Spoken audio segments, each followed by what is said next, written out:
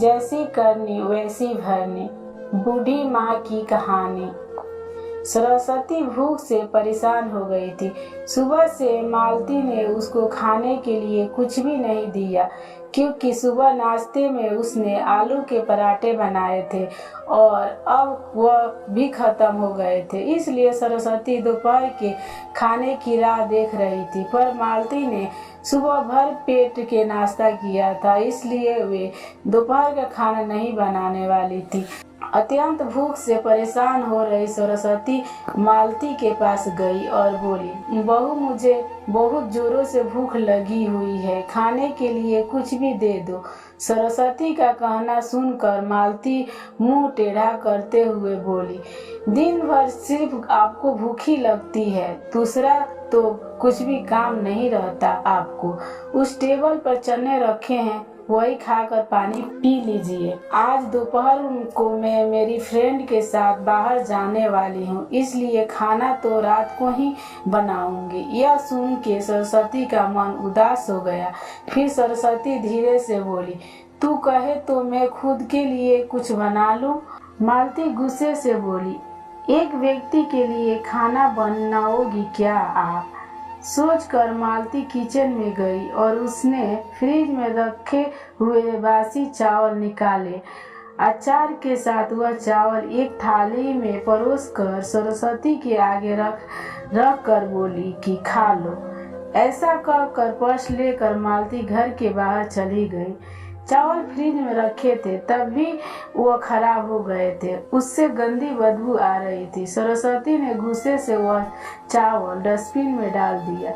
इसके बाद उसने दाल चावल निकाल कर अपने लिए गरमा गरम खिचड़ी पकाई और पुदीने की चटनी के साथ खाई और सब बर्तन धीस कर किचन साफ किया और चुपके से अपने रूम में जाकर सो गई। मालती ने भले ही खाना पकाने से मना किया था, पर यह घर उसका भी था और वह खुद का खाना खुद बना सकती है। दूसरे दिन सुबह सरस्वती अपने रूम में बैठी थी, उतने में उसका बेटा रमेश उधर आया और बोला, माँ आजकल महंगाई बहुत बढ़ गई है, मुझे घर खर्च चलाना भी बहुत कठिन हो रहा है, ऊपर से पापा की 13वीं पर भी बहुत खर्च हुआ है। माँ मैं सोच रहा था कि एक रूम किराए पर दिया जाए, घर का किराया आने पर घर खर्च में थोड़ी मदद मिलेगी। सरस्वती बोली, बेटा तुझे जो ठीक लगेगा तू वही कर। उसके बाद रमेश गला साफ करते हुए बोला, माँ तेरा रूम खाली कर दे और नीचे के छोटे रूम में शिफ्ट हो जाओ। उस छोटे रूम में टॉयलेट और बाथरूम नहीं है तो उसे कोई किराए पर नहीं लेगा। सरस्वती चौंक गई और बोली, पर वह रूम छोटा है और वे तो स्टोर रूम है, मैं उधर रहूंगी तो टॉयलेट बाथरूम कैसे जाऊंगी? रमेश बोला, माँ तू आंगन के टॉयलेट में जाया कर, तू तो घर ही रहती है ना। जिसको हम रूम किराए पर देने वाले हैं उसको तो सारी सुख सुविधा तो चाहिए ना। वैसे भी यह रूम भी बहुत बड़ा है, पापा के जाने के बाद तुझे इतने बड़े रूम की क्या जरूरत है? सरस्वती कुछ क्षण शांत रही और सोचने के बाद बोली, टेरेस पर जो रूम है वह भी हम किराए पर दे सकते हैं, उस रूम में सब सुविधा है। उस पर रमेश बोला, नहीं माँ वह रूम हम किराए पर नहीं दे सकते, वह अपने मेहमान के लिए रखा है। तुम्हें तो अच्छे से पता है कि मालती के मायके वाले का आना जाना चालू रहता है, इसलिए एक्स्ट्रा रूम मेहमानों के लिए रखना पड़ेगा। सरस्वती सब समझ गई थी कि बेटे ने तो उसका ही रूम किराए पर देने का निर्णय लिया है, क्योंकि वह बुढ़ापे में बेटे और बहू पर आश्रित थी। इसलिए रमेश ने जो कहा उस पर सरस्वती ने ज्यादा विरोध नहीं किया। उसने अपना थोड़ा सामान लिया और छोटे रूम में शिफ्ट हो गई।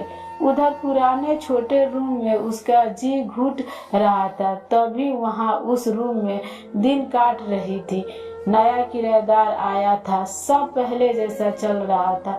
घर में आए हुए किराएदार का नाम अशोक था, एक एनजीओ में काम करता था। वह हर रोज मालती और रमेश सरस्वती के साथ कैसे सलूक करते थे वह देखता था। वह देखकर उसको बहुत बुरा लगता था।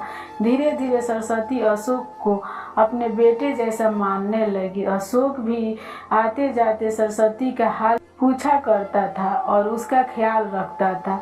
रमेश और मालती को सरस्वती के कुछ लेना देना नहीं था। मालती बच्चा हुआ खाना उसके थाली में रख कर जाती और बेटा तो उसके तरफ देखता भी नहीं था। सरस्वती तो पहले ही समझ चुकी थी कि उसका बेटा अब पहले जैसा नहीं रहा, वह बदल गया है। फिर भी वे आंखें बंद करके किसी पालतू पशु जैसी उस घर में रहती थी, क्योंकि बुढ़ापे में उसको दूसरा किसी का सहारा नहीं था। रोटी के 2 टुकड़े के लिए उसको उनके सहारे रहना पड़ रहा था। कभी कभी सरस्वती को बहुत रोना आता था। सरस्वती अशोक को अपने मन की बात बताने लगी और बेटे की लापरवाही से हुई थी, पर वे ज्यादा नहीं बोल पाई थी। जब पति काम पर जाते थे तब घर में हम दोनों को बहुत मान सम्मान मिलता था। जब वह काम करने में असमर्थ हो गए तब रमेश को उन्होंने घर खर्च में मदद किया कर ऐसे कहा। यह बातें रमेश के मन को बहुत लगी। जब तक पति घर चला रहे थे रमेश अपने सब पैसे बचा लेता था, पर अब शर्म से और मजबूरी में उसको घर खर्च चलाना पड़ रहा था। धीरे धीरे माँ बाप का खर्चा उसको बोझ लग रहा था, लेकिन वह स्पष्ट रूप से कुछ भी नहीं कर सकता था। इस बीच पति का स्वास्थ्य बहुत बिगड़ गया और वह चल बसे। डॉक्टर के पास जाने से पता चला कि उनको निमोनिया हुआ था। डॉक्टर थोड़ी महंगी दवाई लिख कर देते थे तो रमेश पैसे बचाने चाहिए, इसलिए रमेश आधी दवाई लेकर आता था। शुरू में पति का स्वास्थ्य सुधर गया था, तब रमेश ने उनकी गोलियां औषधि बंद कर दी। पति भी इन चीजों पर ज्यादा ध्यान नहीं देते थे, लेकिन एक रात में उन्हें सांस लेने में बहुत परेशानी हुई। सरस्वती बहुत घबरा गई और वह भाग भाग के गई और रमेश के कमरे का दरवाजा ठोकने लगी और कहने लगी कि पापा का स्वास्थ्य बहुत बिगड़ गया है, चल हम उन्हें डॉक्टर के पास लेकर जाते हैं। उस पर रमेश बोला, माँ मुझे अब सोने दो, मुझे बहुत नींद आ रही है, हम सुबह पापा को डॉक्टर के पास लेकर जाएंगे। ऐसे कहकर उसने दरवाजा बंद कर दिया। सरस्वती रात भर पति के तकिए के पास चिंतित बैठी रही। कभी छाती को तेल लगाकर मालिश कर रही थी तो कभी भाप दे रही थी, पर भगवान को कुछ अलग स्वीकार था। सुबह तक उनकी मृत्यु हो गई। घर में कब्रिस्तान जैसी शांति थी। रमेश रोने का नाटक करने लगा।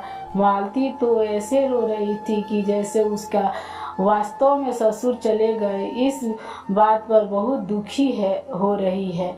सबसे ज्यादा धक्का लगा सिर्फ सरस्वती को, पर वह कुछ बोल नहीं पा रही थी। सरस्वती की आंखें से आंसू आ रहे थे और उसके ओठ थर थर कांप रहे थे, जैसे कि वे कहना चाहती हो कि अब ये रोने का नाटक क्यों कर रहे हो? मेरे पति की मौत के आप दोनों जवाबदेह हो। पर वह कुछ बोल नहीं पाई। क्रियाक्रम कर दिया गया। सरस्वती के दिमाग में हमेशा एक बात चलती थी, रमेश ने लापरवाही नहीं की होती तो आज मेरे पति जिंदा होते। उसकी मौत के बाद मालती और रमेश का व्यवहार बहुत बदल गया। सरस्वती को भी उनके व्यवहार की आदत पड़ गई थी, इसलिए वह उनकी तरफ से कोई भी अपेक्षा नहीं करती, पर उसका मन उसे अंदर ही अंदर उसे खाए जा रहा था। ऐसी औलाद को सबक भी नहीं सिखा सकती थी। एक दिन उसका किराएदार अशोक उसके पास आया और सरस्वती को कुछ बातें उसने समझाई। वह बातें सुनकर सरस्वती की आंखों में एक नई उम्मीद जागी। दूसरे दिन सुबह सरस्वती मालती और रमेश के पास आई और बोली, मुझे तुम दोनों से बहुत जरूरी बात करनी है। तुझे ऐसा लग रहा है कि तुम दोनों को मेरे साथ रहने में प्रॉब्लम है, इसलिए मैंने सोचा है कि वृद्ध आश्रम में रहूंगी। सरस्वती का कहना सुनकर मालती बहुत खुश हो गई। रमेश ने थोड़ा दुखी होने का नाटक किया। फिर थोड़ी देर में सरस्वती ने उन दोनों के चेहरे के हाव भाव देखे और बोली, रमेश, तुझे दुखी होने की जरूरत नहीं है और मालती, तुझे इतना खुश होने की जरूरत नहीं है। सब बातें सुन लो। और सरस्वती हंसकर बोली, यह बात सच है कि वृद्ध आश्रम में मैं रहूंगी, पर मैं इस घर से कहीं नहीं जाऊंगी। मैं इस घर को ही वृद्ध आश्रम बनाऊंगी। अब यहाँ तुम्हारे जैसे स्वार्थी बेटे और बहू यहाँ नहीं रहेंगे। मेरे जैसे बूढ़े लोग यहाँ रहेंगे। ये मेरा आखिरी निर्णय है। यह सुनकर रमेश और मालती दोनों ही चौंक गए। रमेश और मालती एक दूसरे की तरफ देखने लगे।